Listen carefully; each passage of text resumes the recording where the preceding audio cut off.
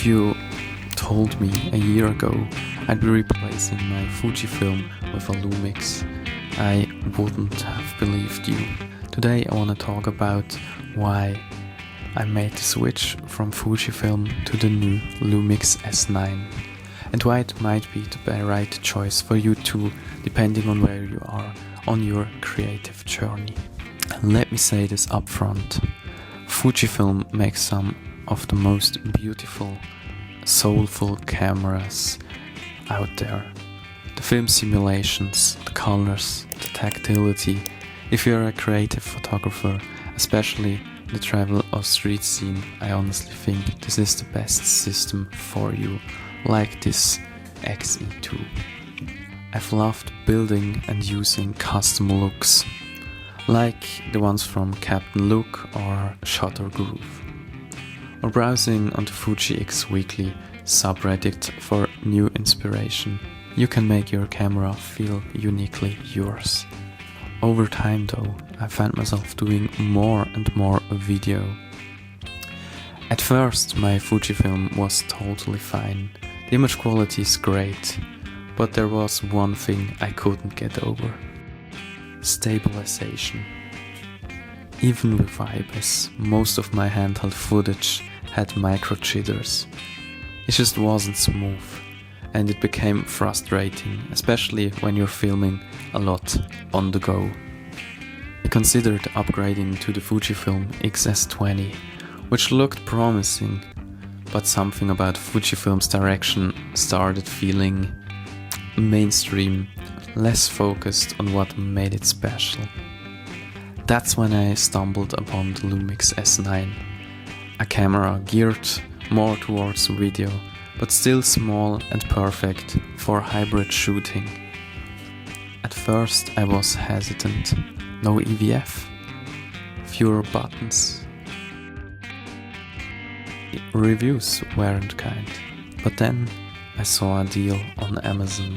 The Lumix S9 with a kit lens for only $9.99. I couldn't resist.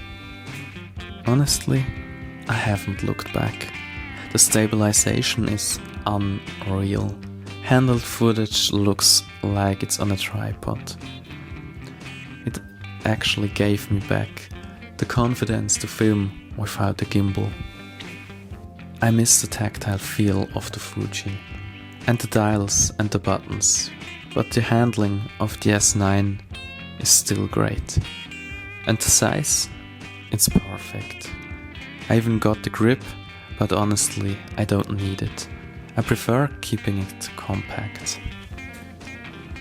One of the things I worried about was losing the Fujifilm film simulation magic. But to my surprise, Lumix gives you 14 custom profiles and the ability to load your own LUTs into the camera. This is huge. I've started treating these profiles almost like film simulations. It gives me that same joy, except with more flexibility. And I don't need to edit every shot, just like on the Fuji. If I had to complain, it's the lens lineup. The L-mount full-frame lenses are mostly big, designed for bigger cameras.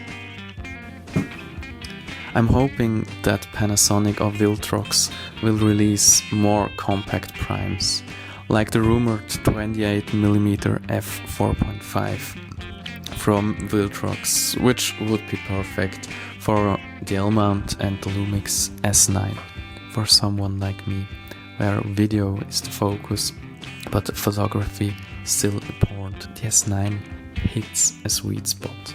The open gate functionality is incredible, and I mostly shoot in the MP4 Lite format, which uses the full sensor but downsamples it to 4K and saves storage without losing much quality. Add a mist filter like I used on my Fuji system and it's instant cinematic. I'll be going on a long trip this summer and I'm excited to put the S9 through its paces as a travel camera. The battery lasts forever. It's compact, and it lets me focus on creating instead of fiddling with gear. At the end of the day, specs matter less and less. What matters is how the camera fits into your creative flow. If you're shooting mostly photos and I'm looking for that analog soul, stick with the Fuji. But if you're leaning into video more and want insane stabilization, flexibility and a hybrid setup, the Lumix S9 a real look. Thanks for watching. If you have questions or want to see more from the Lumix S9, leave a comment below, and as always, keep creating.